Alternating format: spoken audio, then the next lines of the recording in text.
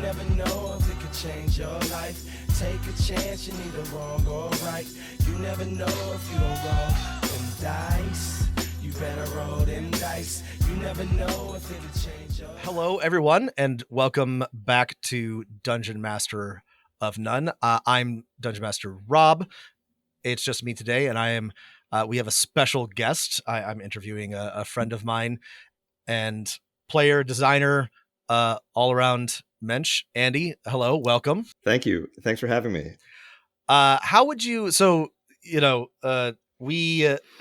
and I have played games together for a while, and we talk game design a bunch. You are a designer in many senses of the word, but how would you describe sort of contextually, are you a game designer, RPG designer?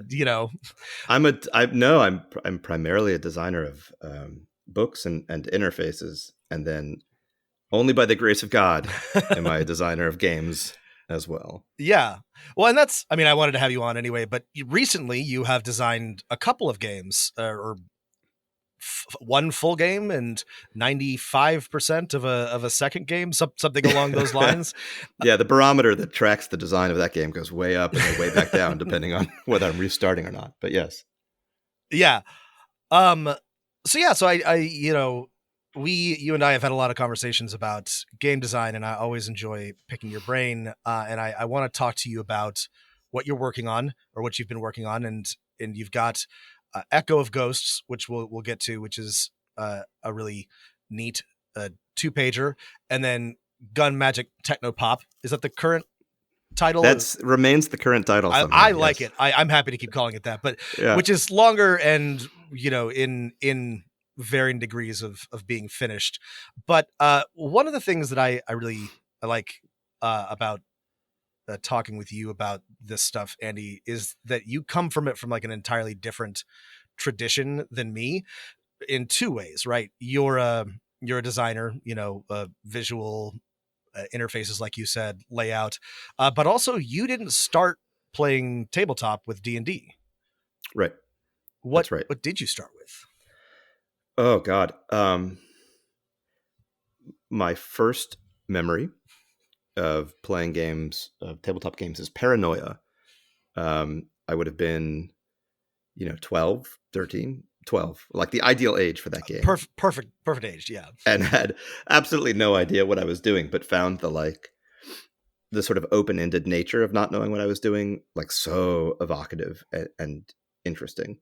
I don't actually remember how to play Paranoia, but the things that it got into my blood in ways that were about, thinking back, in ways that were about experience over mechanics, experience over procedure, maybe. Vibe is so heavy, yeah, right there. And I think back on those games, and it's very very juvenile what that vibe was, but the vibe was the thing that I entered into. And D&D, when I did play it on occasion later on, I found very it wasn't the same kind of game in some ways than the games that lived in my head, and the games that I was playing in my head, because for a while I did not have a game group. I thought of games and I played them myself. Right. Theater of the mind. The curse of the imaginative child. Yeah. Yes, exactly. No, and that's interesting. And this, you and I have talked about this, and Matt and I have talked about this. And I think that if they're not, two distinct traditions precisely of tabletop, there's two, I guess, axes, two poles. And one is a more experiential, more vibes based, more storytelling games, right? And then the other is, has its DNA in wargaming, and that's your D&Ds and whatnot. And I go back and forth on are these things irreconcilable? Are they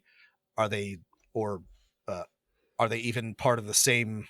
Are they even the same game? Right? Are we even talking about the same thing? Like when I say tabletop role-playing games and I'm thinking of D&D, and somebody else says that and they're thinking of Powered by the Apocalypse.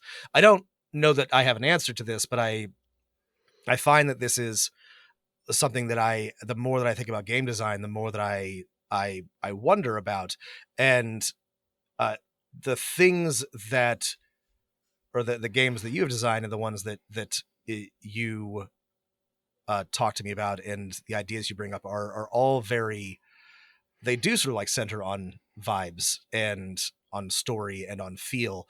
That's not to say that your mechanics are not solid. They're always solid. Yeah, But like no. you are clearly trying to cultivate a feel.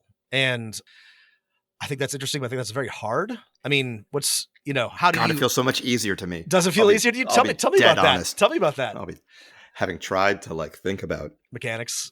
mechanics that, so, okay, this is going to diverge a little bit, but Please. as Please do. as a designer, as you know, to like my day job and education and past 20 years of my life have been about system design of one sort or another. Systems like interactive systems that have a large emphasis on like feedback, or print systems that have an emphasis on consistent application of things that over time, like building a system that can flexibly adapt to anything that gets thrown at it. When it came to like apply that thinking to games, I found it so much harder than in my work. I found that the like nature of a game system, because it is a shared experience among a number of people sitting at a table together who have to like understand it all in the same way, like doing that kind of building a system that can then be like explained in a way that everyone understands and like and works the same way for everyone in their mind and sort of at the table, is an incredible challenge. It genuinely, I think it's like the hardest system challenge I've like tried to wrestle with. Whereas like designing by vibes is like, I don't know, like I got into this through stories and storytelling, and I'm a failed, my youthful passions of like comics and movies, and these are things that I can't produce myself. I'm like a decent illustrator, but I'm not a capable comic artist, and I certainly lack the like capability of producing a movie or a TV show. Like a game, it is almost as close as it gets towards creating a vibe that can then be disseminated, and to do so in a way that is like experienced through play rather than just sort of like tediously the thing. Maybe if I was a different person, I'd write a book, right? But that's a lot of work, man. As the failed, or I don't know, in progress novelist part of this equation, I know exactly what you mean, right?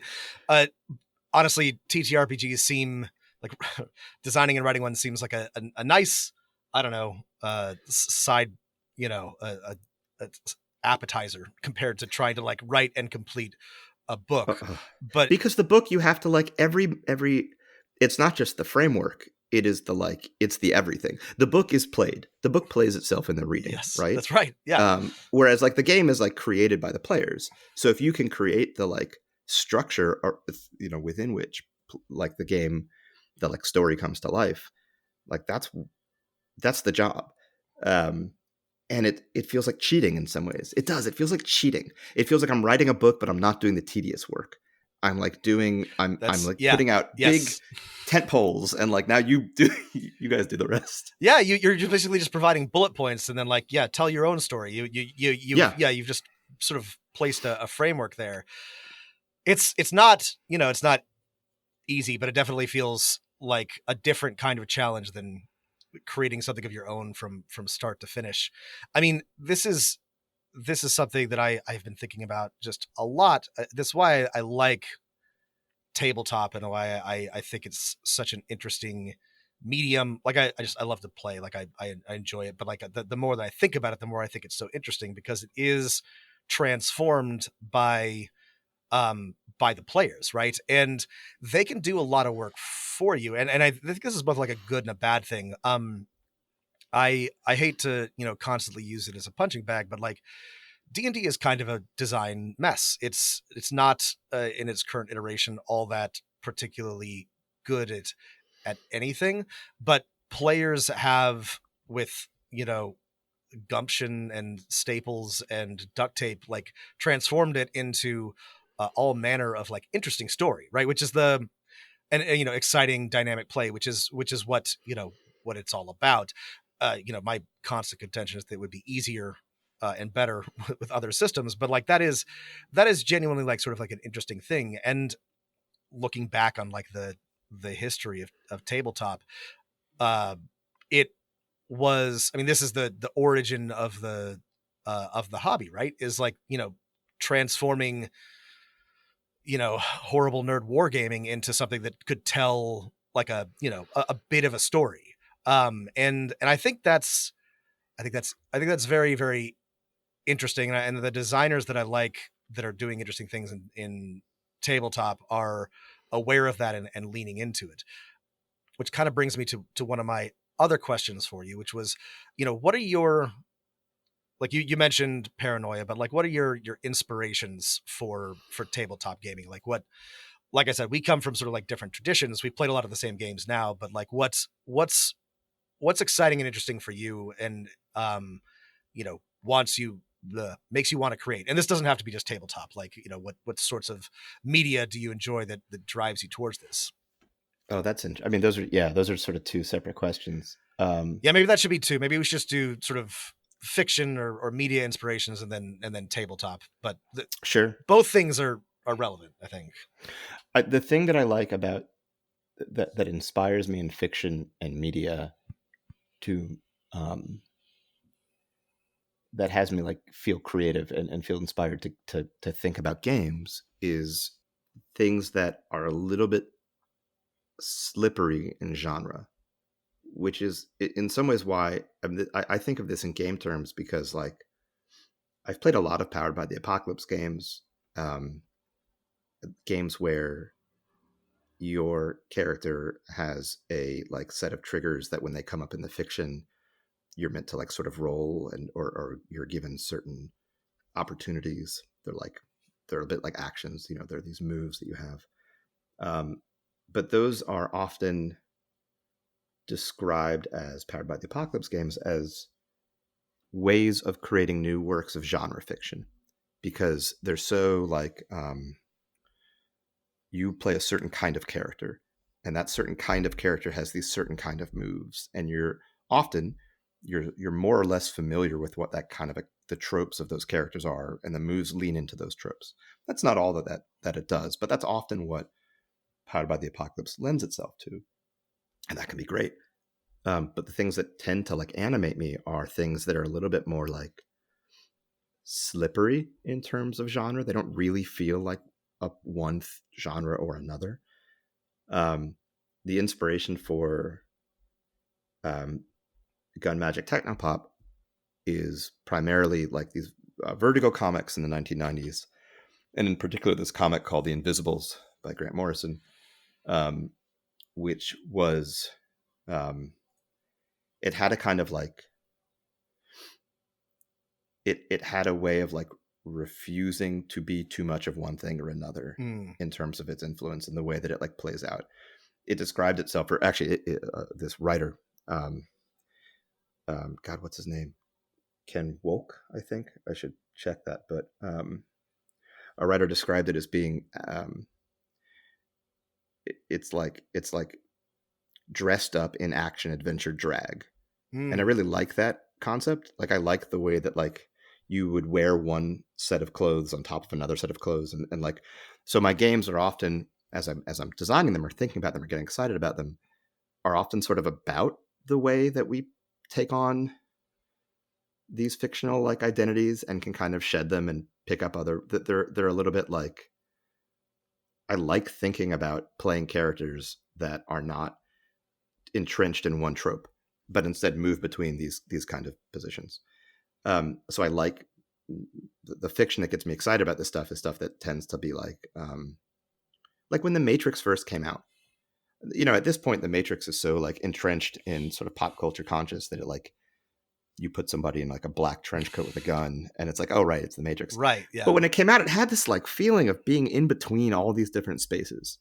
It was. It was, I mean, it was like a, God, this is terrible. There's like a TV tropes word for it, but like it's a genre defining, right? Like it right. invented sort of like its own genre, and it's science fiction, it's cyberpunk ish, but like the Matrix is really its own, like it sort of like transcends that. And yeah, it seems familiar now because it was so formative. But yeah, at the time it was really like blending a bunch of things together. And there's something about that like mashup of idea and genre that has always appealed to me in culture, both in terms of consuming it and I guess making it. Um, that like I have no desire to make something. I said that like, you know, there's this comic that was the like inspiration behind this work I'm doing, but like I have no desire to build something in that IP. Right. I don't want to I don't want to recreate a thing. I don't think I could recreate a thing. Right. You're not making Invisibles, or the Invisibles the game, right? You're Right. not interested in doing that. Yeah. Right. And I think because I'm not interested in doing it kind of across the board, my inspiration is always a little bit more about like feeling and mood than it is about like actual reference points. Yeah. And then in terms of what I'm like interested in tabletop, it's very similar actually in terms of my inspiration in tabletop games. Like I really like these games that feel to me somewhere in between narrative oriented and OSR adventure oriented. There's a designer named Errant who has a game called Patchwork World, which I find like just so cool. In that it is full of moves, these like powered by the apocalypse moves, but it's not, they're like all, it is very much like one person's, a particular like feeling that one person is trying to like evoke without anchoring it in any one genre or trope. The moves are like all about idiosyncrasies of your characters that I wish I had in front of me, like about the nature of your past, or they're just very, very specific. But like that's the game. The game is that you pick a few moves. And then otherwise the game is pretty like open-ended. There's no like, it's not structured the way that often like Blades in the Dark style games where there's like phases of operation are very structured. Right. It's not like super crunchy the way that like an OSR game, it's not super crunchy, but like it's very much like here's a set of numbers and now go forth. It sort of like floats in between those things. Mm-hmm. I've always been, I can't help it. I've always wanted to sort of like synthesize ideas and moods, maybe more than like entrenchment, like firmly work within one of them. I love that. And something that I've really come to enjoy about tabletop, I don't know, the more I play, the more I, grow and think about it, is I actually think it's like a really interesting tool for deconstructing like tropes and genre. Like I think that like the very like something like Savage Worlds, like Deadlands is like it's a Western, it's an extremely Western themed game. It's both the mechanics and sort of like the flavor are like you're playing a Western, but like and maybe this is too big brained of me and I can't like stop thinking this way, but like the very act of doing that encourages you to sort of think about and transgress, deconstruct, really play with that genre. I think it makes it really, really interesting if you're the kind of person who likes to do that. And it's the same for heist games. Like I love a heist game and I love to just sort of like play a heist straight, but like then you're thinking about heists and you start to see heists everywhere, or you start to think about like how would you how would you invert a heist? How can you make a heist like more than a heist? What you start to like recognize these patterns in media, and that's like, these things are, in my opinion, great. Like I love to watch a movie or a TV show or read a book that like nails sort of like a genre moment perfectly, that even if it plays it completely straight. I love a well executed heist. I love a Western that feels like a Western. I love a noir that feels like a noir. But like, what's cool about tabletop, because I think a lot of the more popular vibes-based games is they are built with a genre in mind, or they're built with a specific type of play in mind, and I think that's good. And I also think that what's cool about it is that by like exposing it to a bunch of players, like we were talking about before, it is transformed, and it often ends up resulting in like really interesting forms of play or exploration of those genres, or something kicks out of that, like somebody designs based on that original game, but like what if it's like this but with this twist, which is a little bit like Echo of Ghosts. We'll get to that in a minute, but like this is what I think is so interesting about what you said about, you know, about genre and about, you know, games and media that mix them together or play with the boundaries. There's also something that happens, I think, when a player sits down to play a game and isn't intimately familiar with playing that genre already, hasn't already internalized all of the like ways that you might, you know, you might even have seen a million heist movies, but there's something in the moment of playing the game out where you're not like sort of thinking you're ready to like take on certain roles of the heist. You're sort of like feeling your way into the character and into the space. That's awkward. And I think that awkwardness is really interesting. Like that awkwardness leads to a lot of really interesting moments in role play, because you're not, this goes back to the like, you know, we're making a framework for people to create within rather than like writing the thing. I'm not the author who like has the time to sit back and think like, okay, what would this character do? There's like, instead I'm sort of in the moment, like um in the moment understanding or like trying to find solid ground, because sometimes it's hard to like begin play in a new kind of context or mood or space or genre. Like those moments where you're doing sort of the wrong thing in the Yes. genre, I love what that leads to Yes. at the table.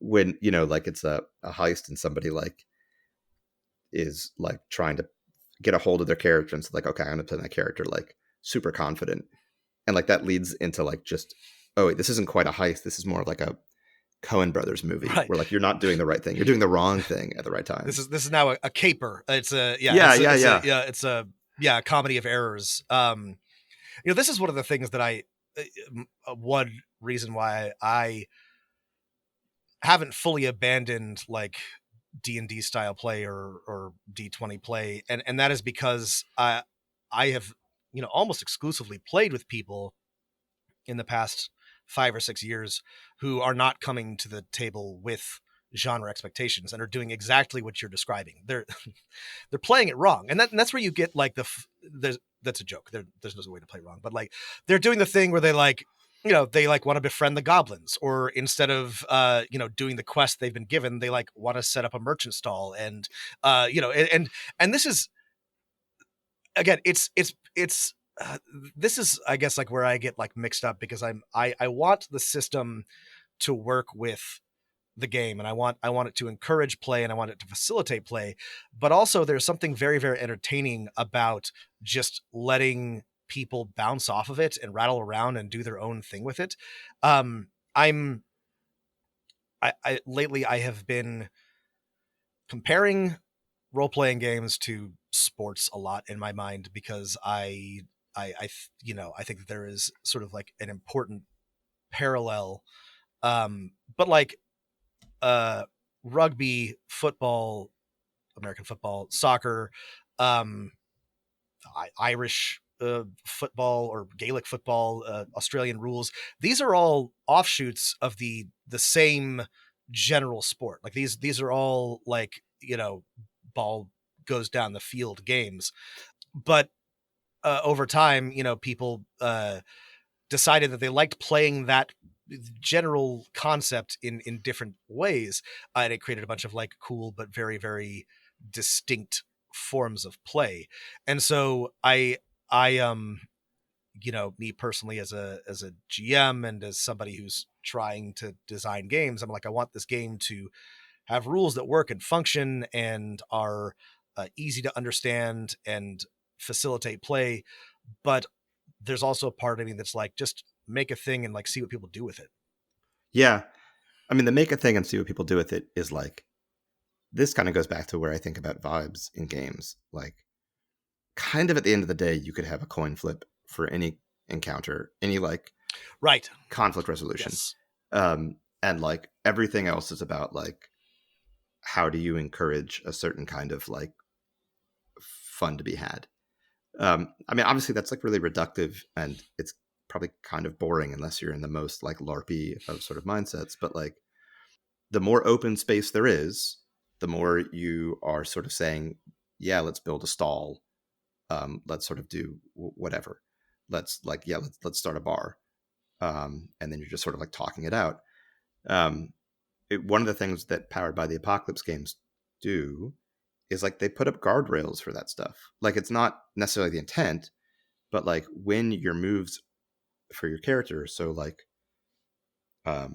trope oriented, it helps, and I do think this helps. It helps players not have those moments of like, what do I do? What would my character do here? What your character does here is like probably lean into one of these sort of like ways of operating. That's not really how like you're quote unquote supposed to think of Powered by the Apocalypse. The idea is that like you tell a story and the moves are triggered by the story. You just tell the story, and the GM's deal is to be like, oh, it sounds like what you're doing is this in the fiction, you know, and then you sort of like look down and you're like, ah. But in practice, I think people have their like sheets in front of them and they think about like, oh, these are this is how I operate. Whereas a totally open-ended game where it's like, to resolve a conflict or to resolve a question, flip a coin, the space, the design space, not the design space, the like play space, the agency in the mind, like what is in front of me and what can I do is so much more wide open and so much less sort of guided. That seems to be like part of the DNA of those of a really open-ended game, is that anything can happen. And almost it's like historical happenstance that what tends to happen is that you're in a dungeon. What tends to happen is that you're looking for treasure. Yes, right. That's just how it shook out. How it evolved, yeah. Yeah. This is something that again, now we're sort of like, well, we're not, there's nothing to diverge from. There's no rules. I can do whatever I want. But like it's something that I've been really like rattling around in my head a lot is like, I think like if there's no wrong way to play a tabletop role-playing game. There's no like wrong way to run it, I guess. Actually, that's not true. There's probably wrong ways, but for the most part, if you're having fun, that's okay. But like the thing that I think, I guess like a problem that I have identified that I think that is something that should be solved by the game in question is players should never not know what to do. Like the thing is like, I think a very important word in the phrase tabletop role-playing game is game, right? So like if you put any, most like 5-year-olds on a field and say play soccer, they don't have any, maybe not 5, let's say 7. They know how to play soccer. They know what they are supposed to do. They might get the rules wrong. They might do something weird, but like they know what to do. Same for like Monopoly, right? Like you might need to read the rule book, but like everybody knows what they're supposed to do. Your turn doesn't come around and you're like, what do I do? And obviously what's great about tabletop role-playing games is that you have the agency and the freedom to do more than just pass, go, or, kick the ball down the field. But, and that is a key and essential part of it. But like, I think it is an issue that a lot of games are either too constrained or too open-ended. I'm doing dialectics here. I feel like we gotta, I think the ideal is in the middle, right? People should be able to sit down and know what to do, but also like feel the freedom to have agency and have choice.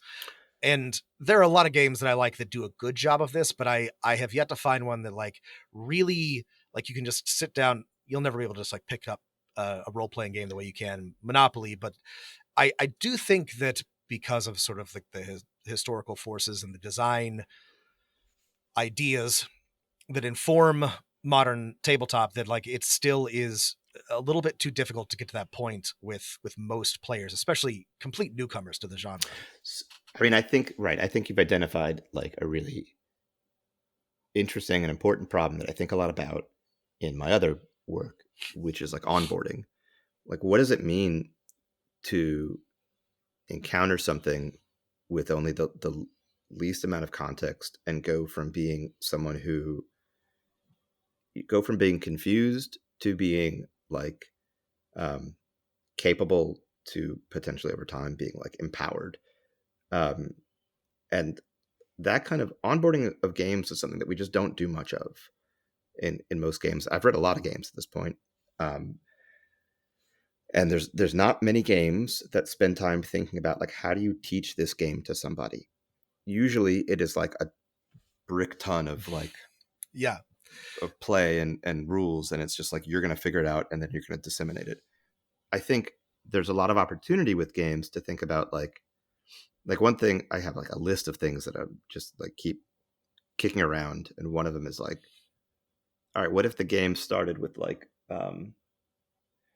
3 distinct episodes and they each like scaffold up the rule set. So in the first like time you play it, here's all you have to do. This is all you need to think about. And the second time you play it, you're introducing this somewhat larger view of how this game is played in the picture. And then the third time it's like much more open-ended and you're sort of free to like explore and push against it and so forth. Video games obviously do a lot of this. Tabletop role-playing does virtually none. And I do think that that is a challenge to bringing people into the medium and to like growing the medium, is that it is so dependent on someone else who's already mastered this thing to like bring new people in. Now, there are consequences, positive consequences of that. It means that there's like there's a kind of community and communal approach to this kind of game playing that is like unlike anything else I've encountered. There's a dedication by some people to like internalize and understand rules because they know somebody has to, right? Like there's, you make it challenging, and some people some people want that challenge, and it has them become that much more attached to it. But we do a very bad job of making games easy to pick up and play for the first time. The other thought I had is a little bit less about like onboarding for the first time and more about like table expectations and group expectations. Mm-hmm. And there's just a lot about like, I think that there are sort of social contracts at play. And at one table that I play with, I will be playing with a group of people who like have played a lot of games, and all they need is like a sheet of paper with what is essentially like a boiled down list of things to keep in mind. And that becomes the basis for an entire like well-structured game in the mind, because they already have internalized all of the like ways of playing games like this. That is not a good way to grow the medium. No, that's exactly right. But it's fine for that table. And it encourages experimentation, because it's like, okay, I'm going to build something that is a little less welcoming, but is a little like I'm we're going to push at the boundaries of a couple things in here, because I know that this is going to be picked up by people who already understand the medium. And I think that's okay. I think that's okay. I don't think that it like is what I want games writ large to be, but it's okay. I definitely would like to be designing games that are much more like you look down and you're like, oh, this is how I play this game. It's like written here for me. I understand my point of entry into it. I like your video game example a lot. Like if you play something like Zelda or Dark Souls or anything, like it's got a controller, right? Like for the most part, they have a tutorial and it's like press, X to jump, and then, this button to swing your sword, and, this to pick up stuff off the ground. And, you get through that in 5 minutes, but like you are told explicitly with like a prompt on screen, this button does this, and that progresses. Like it's a scaffold. That's what you said. I like that. A scaffold to build sort of like how to play on. And it doesn't give you anywhere near enough to like, master the game, but like it tells you everything that you need to know. And it's interesting because Daggerheart, the Darrington Press Critical Role role-playing game that we've talked about a little bit, it explicitly tries to do this in its starting adventure. It's like, your players should get here and then roll this dice and then explain how this dice resolution works. And then here's, a list of outcomes that you can sort of like read out loud. And I found that very stifling, constricting. It bothered me, and I genuinely, I don't know if that would be good for first time players. It might be, because that is sort of like what we're describing here, right? And it basically hits all of like the main mechanics of the role playing game in this starting adventure. And so like maybe that would be good. Oh, I genuinely, like, I think I said this on the last podcast, but I can't really like put myself in that headspace to understand if that would be more helpful than something that is a little bit less structured. Yeah, I don't have a good answer here, but I think that there is a definite problem in, it's hard to learn games even with like a patient dedicated GM, which is currently kind of the only way to learn games. Yes. Do you, when you like encountered the Daggerheart like opening adventure and found it stifling, was that to you as a GM, or was that to you in your like player mind how you would experience it? It was kind of in my player mind, because I was like, you know, if I roll to attack these wolves and I get the sense that my GM is reading from like a list of predetermined outcomes, I'm going to feel like this is like I'm on rails. And that's like a me player mind. This is where I got tripped up, because I'm like, well, I've been a player for a long time. I have certain understandings and expectations. I don't know if this would be entertaining or useful or instructive for an absolute neophyte. I genuinely don't know. I'm curious. I think this is also getting off track a bit, but I think Daggerheart is going to bring in a lot of new players, like a brand new players to the genre. How many remains to be seen. I'm very curious to see what their experience with it is, because if there is one thing about that, well, the current iteration, it is very much designed with absolute newcomers in mind. Whether or not that like onboarding process is the right one, or whether that works, is kind of remains to be seen, because like you said, the tabletop genre has never really done this before. It has never really been interested in new players, to be honest. Like, everything is sort of like written for either you're experienced and transitioning to something new, or you're experienced and like advancing on to the next thing. Yeah. I mean, and even the way that it would like not just players but a new GM. Like, I think about some of those early experiences I had trying to play D&D, where everyone at the table was new to it. The DM was new. You call it a DM, I believe. Yes, the DM was new. We've been trying to make the shift to game master for everything, just like the broad GM category. But yeah, in D&D it's dungeon master. Yeah. And I remember in that first session, there was this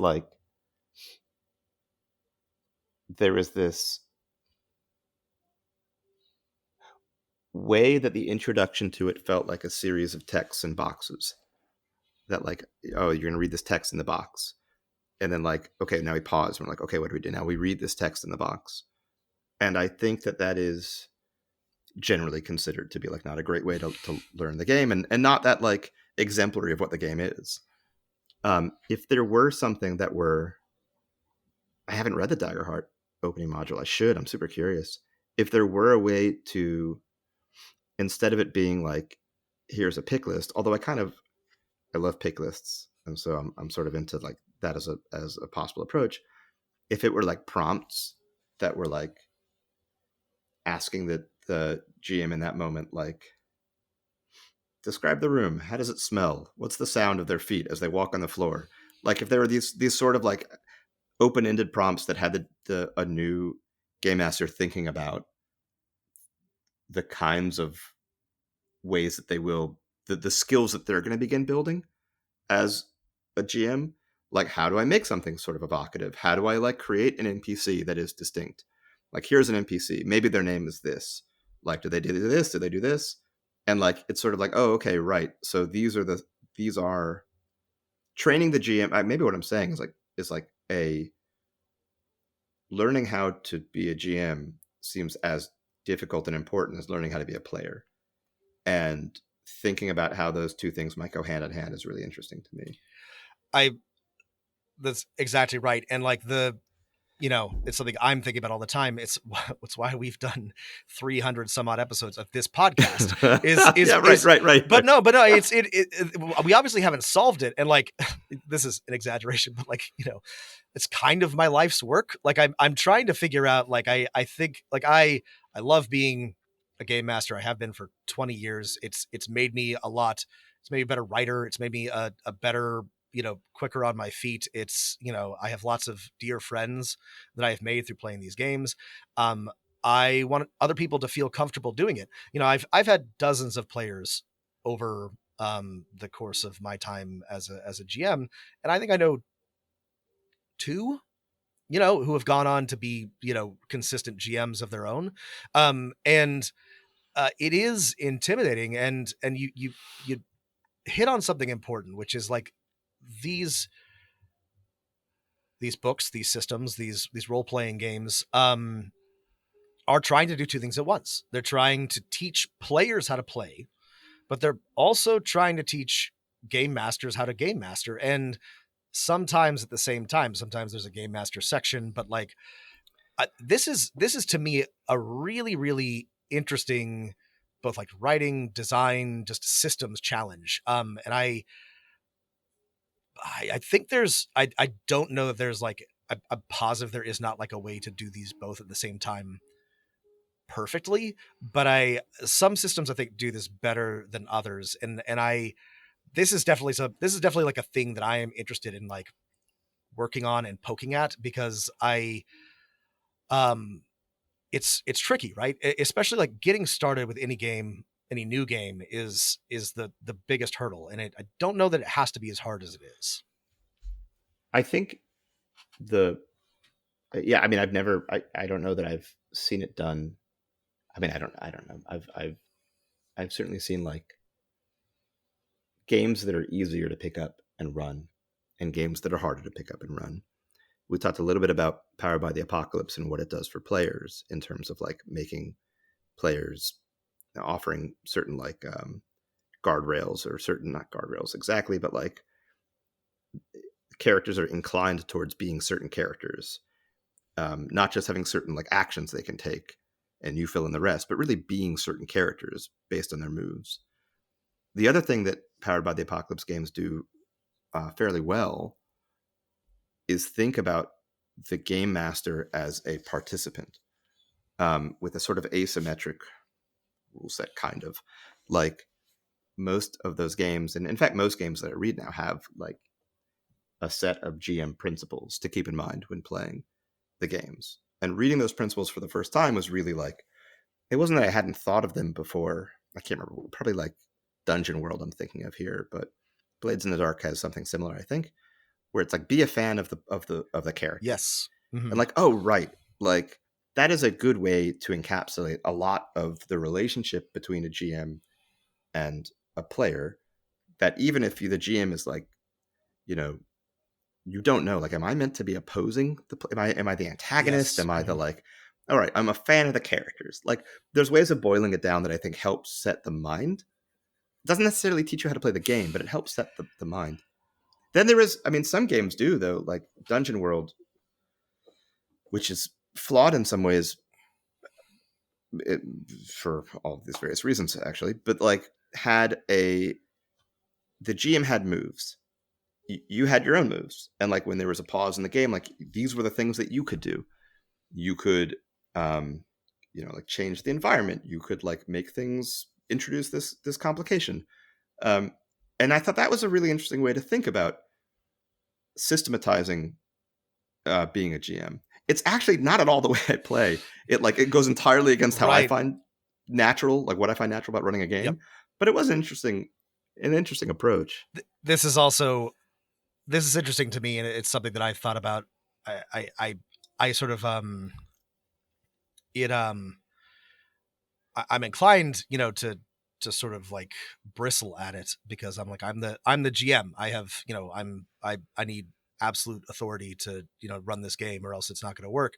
But I am becoming more interested in games that systematize parts of being a game master the way that the way that being a player is systematized. You have moves or actions or, a framework for what you can do, not just your, putting the initiative tracker up and deciding what all the bad guys do and also narrating the action. Like maybe there's more to it than that. This is challenging because I think that it is not what a GM is traditionally thought of as doing. But I do think this is more big brain stuff, but I think the interesting design space, and I think that, I don't know if I'm going to say like the future of TTRPGs is to start treating the GM more like a player and less like a referee, and easier said than done. So much harder, in fact, yes. than the opposite trend of having the GM be entirely a referee, yes, who just gets to weigh in, just in the moment. It's just like, yeah, sure, that works. That doesn't. I don't know. This happens next. We are. I want to get to what you've been working on before we run too long. So, let's talk about Echo of Ghosts. And do you want to describe the sort of origin of this, because it's a real delight to me, Andy. But I would love for you to tell our listeners how this came to be. Echo of Ghosts is a hack of another game. It was submitted to a game jam, and by the way, for people who have thought about doing game design and don't know where to start and want something bite size, Itch has a listing of game jams, and often, probably every other month of the year, there's some kind of small TTRPG jam that you could jump in and are very hold in your hand, and I have found a great way to start thinking. But the jam was for Dice Exploder, which is another podcast, and the idea was it's you take a feature, and you use that term loosely, a feature of another game, and you build an entire different game around it. You sort of dive really deep into that one little thing and think about exploding that and making that the entirety of it. So Echo of Ghosts is a hack of a game called Ghost Echo. Ghost Echo is designed by John Harper. It was one of the games that led pretty directly into his design of Blades in the Dark. Very similar vibe in some ways, but it has a unique dice mechanic where you roll dice, and instead of it sort of saying here's the outcome, you then assign those dice. So you assign the dice to, easiest way to think of it is you divide what you're doing into the goal and the danger. The goal is what am I trying to accomplish? I'm trying to steal this motorbike. The danger is what's the worst that could happen even if I was successful, and maybe I get caught. So you roll 2 dice, and then you get to pick, do I want to assign the good dice to, let's say they come up a 6 and a 1. Do I want to assign the good dice to stealing the motorcycle? But I'm also caught because I have a 1 then to assign to get caught. Or do I want it to be the other way around? I don't accomplish my goal, but nothing bad happens. It puts this level of sort of fine-grained control in the hand of the player. The conceit of Ghost Echo was that it's a little bit cool, grimdark, early 2000s tough guy. You're a crew of looters, and you're looting the ghost world, and you're stealing stuff from the ghost world, trying not to get caught, getting back to the human world, always being chased by entities from both. And so for this hack, I wanted to I was struck first by I liked the game. I like the dice system a lot. I love thinking about that dice system. I think it's really successful for a one shot. It's a little bit harder I have found to do over long periods of time, because it's just a lot of mental, it's a burden, in fact, as you play it, to be thinking through that level of dice rolling. It's it slows things down. Great for a one shot, though. I encourage people to play it. And then I was oh, but the thing that I really wanted to get at was this idea that it fucking sucked if you were a ghost and these humans kept coming in and stealing taking your stuff. Yeah, it's just bullshit. And so I wanted to make the game be about the ghosts from the ghost world who are breaking into the human world to steal their stuff back. And part of that was about trying to figure out what the atmosphere was, what the vibe was, and hitting on the transformative idea that like you couldn't really be killed as a ghost, but the worst thing if you were a ghost would be to the ghost world is beautiful and magical. The human world is gray and terrible. And the worst thing would be to be a human again, would be to become alive. Ghosts didn't want to become alive. And so the like harm tracker is sort of about your ghostly presence. And you lose your ghostly presence over time, depending on how you assign dice. And you can end the game by becoming alive again, and that would suck. But you can take on all the harm you want. You could like lose an arm, you could get a hole blown open in your chest, and all that would do would be like you'd be rolling with increasing disadvantage. So it's sort of like it's a bit slapsticky of a game because of the way that harm works. That's how it tends to get played, is that people lean into the slapstick nature of it. I mean, there's a lot that's like really fun about this. I like, Ghost Echo, keen-eared listeners will recognize the DNA of Blades in the Dark. And I think Blades in the Dark was designed to fix that thing that you were describing where it's hard for long-term play. Blades in the Dark is great for long-term play because Harper made a bunch of smart changes to make it like a little bit better. Ghost Echo is a lot of fun, and it's got a very like early 2000s. it's definitely of its time, but it's a good game, and this dice mechanic has been borrowed for a bunch of things, but I do like, I think this inversion is really it's very clever. And yeah, the slapstick nature of it like makes sense. Like it's goofy. It's funny though. And I mean, the great thing about this, like you mentioned, is that just like fits on 2 pages. It's great for a one shot, and you can, everything that you need to know about how to play this game is available in just you would definitely want some experience playing games though. Yes. Speaking of like a game that this would not be a first game for someone to pick up. There's a lot of like presumed literacy in games that it requires to get a game like this on 2 sheets. But it is fun. Yeah. And that's the thing is, to zoom back out again, is that like, I think that to create a game like this or like any of the other like one pagers or one shots or mini games that we are familiar with, you do have to assume a certain level of literacy by your TTRPG literacy by your audience, because there's no room to explain how to roll dice or the GM's role or what a resolution is or any of the things that are in like a D&D player's manual or that will be in Daggerheart to explain how to play games. And even coming from D&D, like this assumes that you've played a game where there's not hit points before. Right. Like so this is even beyond that. Yeah. Combat here is like, there's just, all you have is sort of like resolution of action. And so you can like attempt violence, let's say, and like the consequence isn't necessarily like hit points. It's like you would cause unintended harm to yourself or to something else. And then it's sort of up to you to figure out what that means. And like, did I kill the guy? Like there's that, it's a steep hill to climb to pick up a game like this without having played games like this. And I know that that's sort of I guess I just said like it's known, like it's known. And I think that there is room to be designing games that act like this, that are a little bit more clearly articulated. Even Blades in the Dark, man, I would gut that thing down to 72 tight ass pages. Yeah. I mean, I love Blades in the Dark, but the more time I spend with it, the more I'm like, I bet we can shave a bunch off of this and it will still work just fine. Yeah. And, and that's the nature of like, I think that's the nature of some of the more like fun experimental stuff that I see, is that it like just requires a certain literacy to start. I bet you could have somebody who is like an experienced GM could bring on a first time player, and they might actually have an easier time with this than with a D&D that requires like a number of sort of calculations in the head, because this is all just like, it boils the actions down to like a roll and there you go.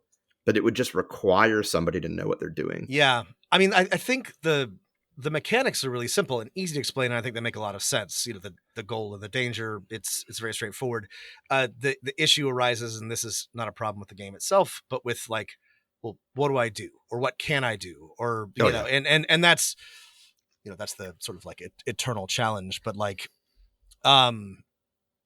yeah, that's where I guess like player, even at like a level above that is like, what is a game like this? right? Like, how do I do this? Yes, right, yeah.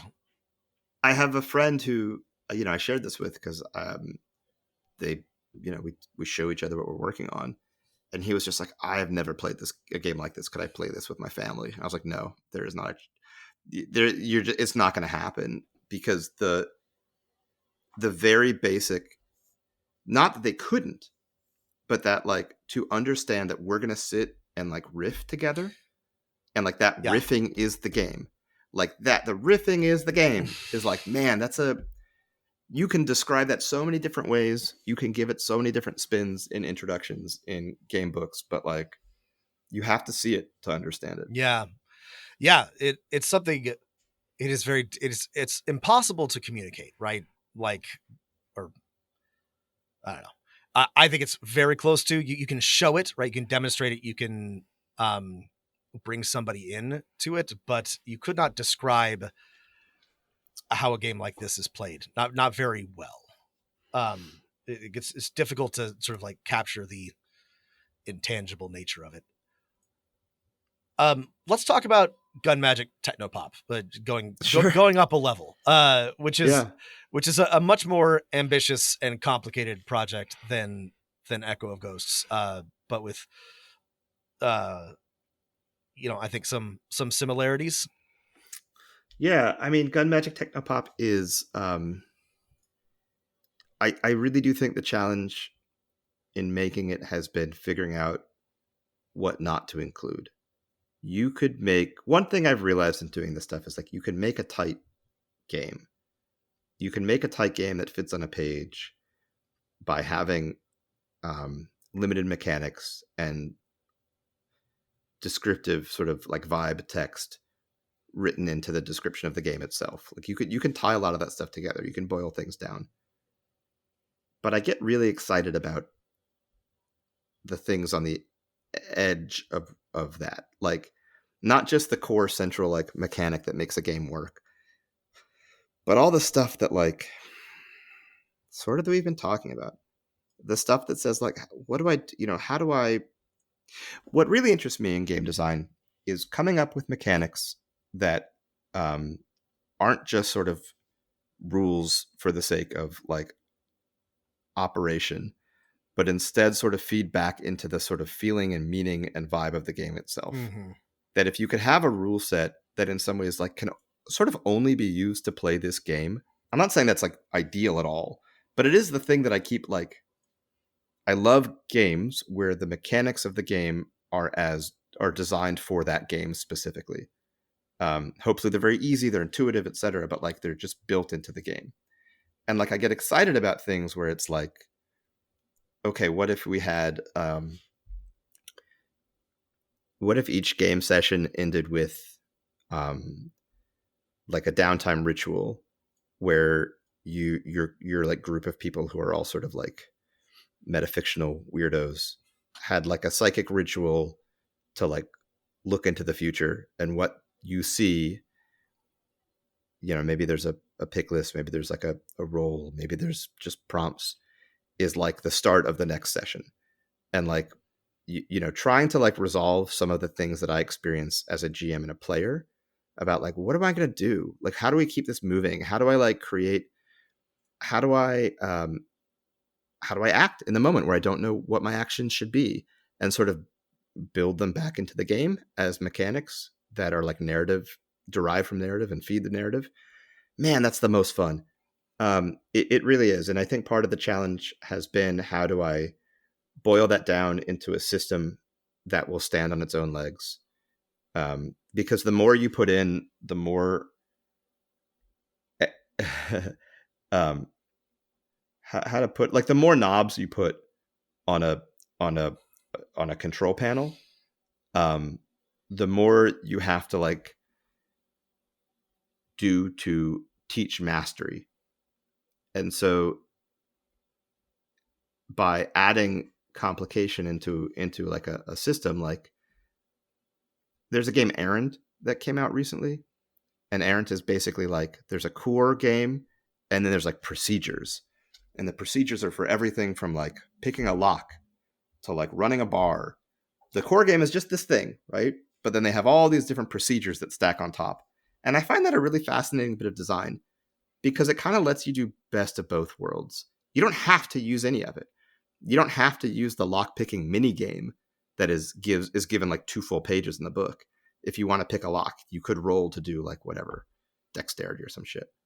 But like they have this procedure, and that procedure like really lends itself to the fiction, and it's a little bit like it's like the camera. It's like as making a movie, it's like the rules you have are partly dictating the shots that you're going to see on screen, and like I find that really interesting because it changes the movie you make by determining what you're going to build rules. The rules make you pause. The rules make you like engage with the mechanic and like zoom in on that scene, and like creating those moments is like, okay, what are the shots I want there to be in this movie? I find that stuff so fun. Yeah, that's really interesting. And this is something that we've talked about a bunch on this podcast, but like we feel that mechanics should, the system should, serve the game itself, right? They need to be driving you towards like whatever goal type of play, they need to facilitate, but also encourage that type of play. And if it's, a strong setting, they need to like work with the setting, and that's all easier said than done, as always. But it's, that's the goal, right? Like you want the tools that you have to, or I guess this is sort of like the inverse of what you're saying. Like the tools sort of like drive the story that you're telling. I mean, it's the same thing, right? You want them to kind of be, you can shoot a sweeping epic on an iPhone, but you'd be better off shooting like a, found footage type of thing with it. And and I guess there's room to play within that, but like it's,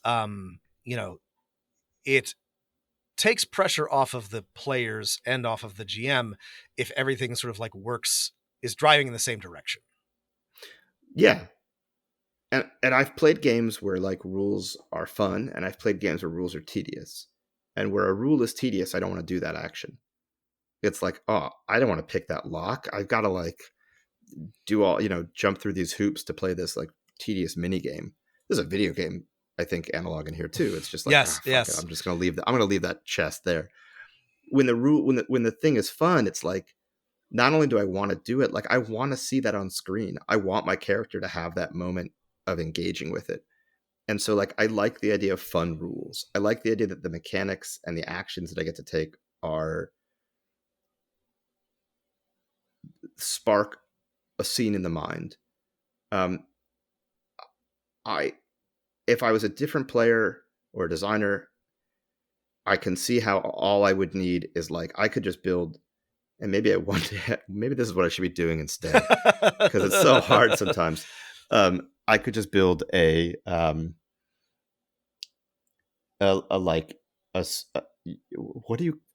the term of art here? Like not quite a module, like a book with like here's the place and the characters and like all the things you could do. Yeah, like a setting book, a module. Like a setting book, right? Yeah, like I get that. I get that. Like maybe that's really what I'm doing, and I'm like forcing mechanics into it at the end of the day. I mean, we've read I also sometimes dream of, actually I am working on, unfortunately I didn't mean to do this, a system neutral setting book, because the system that it was originally written for is now so outdated that like I need to, I don't want to like adapt it to a new one. So yeah. But I mean, like that's the thing. Like I don't know. I think that is like a genuine like point of difficulty. And one thing I think is interesting about Gun Magic Technopop is like, right, there are games that are really, really elegant, wonderful systems. I think of, this is for me a good example, but like Savage Worlds is maybe the only like generic system that I like at all. It has flaws, but I like it. And I think it works really well for not every genre, but lots of genres.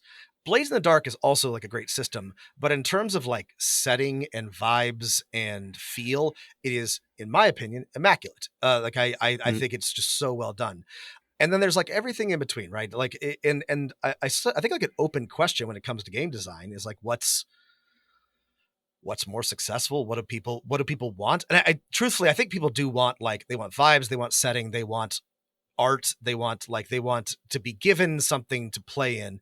But I also am like increasingly interested in like, okay, but can we also make a system that works and is fun? Like you mentioned like the lock picking games or whatever, or hacking games and video games. A lot of those suck, and I just skip them. I'm like, I'm not going to bother. Yep. Basketball, shooting a basket is fun. People like to do that just for fun. They go and they do that. Rolling lots of dice is fun. Getting a 20 on a D20 is fun. Like, you know, I don't like rolling a single when I only have, when it's a game where I'm rolling a single die. I don't like it. It has to be more than one in the hand. One of my there's an aesthetic appeal. Yes, exactly. There's an aesthetic, just like it feels, it sounds good. One of my favorite mechanics in any game is exploding dice in Savage Worlds. Like, it's just like, it's fun. And so you can create, I don't know if like that's something that's like an intangible, but like you can create a perfectly elegantly designed system. But if it's not fun, then it doesn't matter sort of like how well it works together. So you're getting this right is another one of those like sticky parts of game design. And I do think sort of like one of the enduring appeals of D&D is, it's exciting to get a critical hit. Like it's very fun to get a D20. Oh yeah. I personally, this is now a divergence. I really have come to hate D20s in general. I hate the math of them. I don't like the shape of them. Like I don't like looking at them to figure out the number. It's just slightly too small. I would rather roll just about anything else, but it is fun. Whatever it's replacing needs to have, or whatever replaces it needs to have, at least as an exciting moment where you get like a rare but very meaningful critical success. Yeah. I feel like D12 is a really nice thing. I like a D12. I think a D12 is a good, is really nice. Good size. I'm ready to build solely around D12s. Yep. Yeah. Yep. But yeah, so we've talked about this a lot, and I know that Gun Magic Technopop is in progress and you're still figuring it out. But like, I do think, I think you've got something really cool, and both the mechanics and the system are cool. But I if I understand correctly, like you're kind of stuck on like, is this a setting first? Is this a story that I'm trying to tell? Or like, is this a system for play? And it could be both, but maybe it's not. Like this is genuinely like an open question with a lot of games. Yeah. Yeah. The thing I keep coming back to is like, I'm sort of winnowing it down where the rules that I'm interested in seeing are rules that encourage setting engagement and investment. And like, I'd like to think of ways to have players invested in NPCs. Like, okay, well, what does that mean about creating NPCs? Like, how do players generate the world that we're playing within, rather than just having the GM be like, this is the opposite, by the way, of a setting book, rather than having the GM, even if it's a pick list on your sheet of like 5 characters that you can bring in at any time. Something where like you're more invested in making these decisions rather than sort of being a passive, like hearing somebody say a name and being like, oh, right, that guy. I'm thinking about like, maybe I want this to be like, you play it and you're done in 7 episodes. Like ending a campaign, I'm an old man now. Seeing campaigns go on forever and ending them is fucking impossible. Like, is there a way to build the game that like resolves that? Like, so part of the thing that is most fun and also most challenging is how wide open the design space is. And like determining what it is, not just what the rule should be, but like what there should be a rule for, and is challenging. I've come very close to having a fully, not just playtestable, but like a fully like, oh, I think I could wrap my hands around the entirety of this game. And then like, no, this is in my limited playtesting. Like, this is not enough. or it's like too much of one thing. I don't know. It's the fun of it. To be honest, there's an aesthetic to making that I care. That's an entirely different conversation. Well, making things, yeah, deciding things is an aesthetic in and of itself, is a pleasure in and of itself. It is this. Yeah. Well, there are like three things that I'll have to talk to you about separately because it's a whole nother conversation. But yeah, I mean, there is like a lot of joy in the creating and the designing itself. And I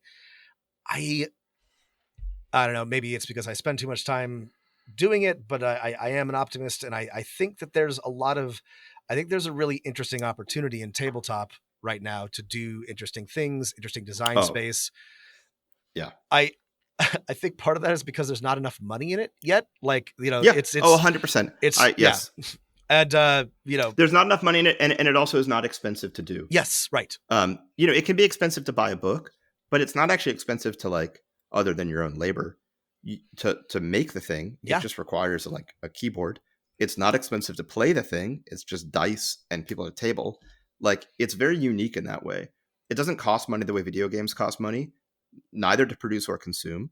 It is a shared experience that's like, I don't know.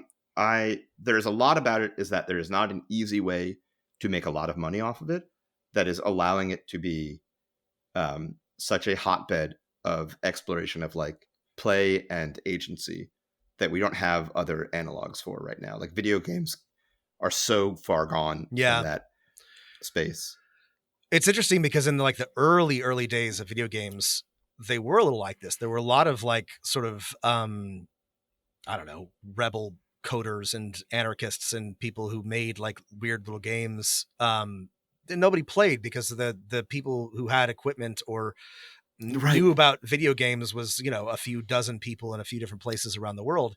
But now it's, even if you could make a game, I mean, you can make.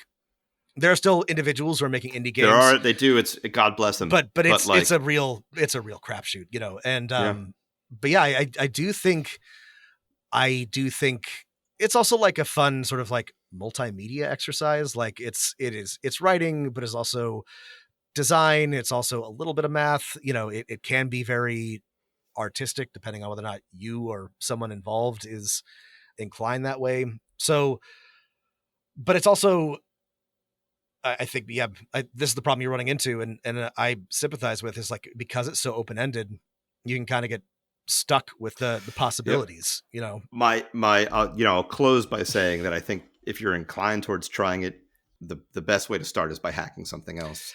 I think that's good advice. There's a lot that's there. You can get a better feel for like why decisions were made when you start trying to rebuild those decisions than even by playing it.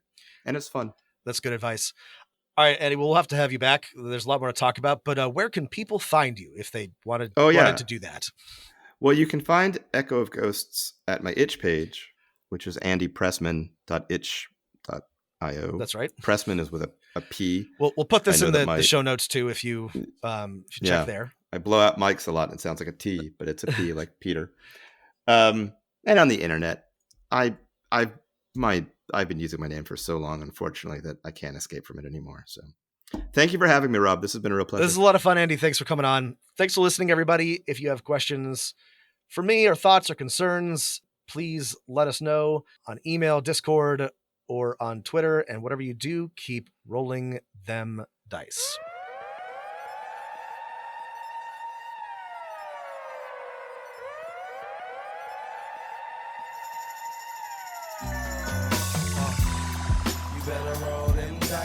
You never know if it could change your life.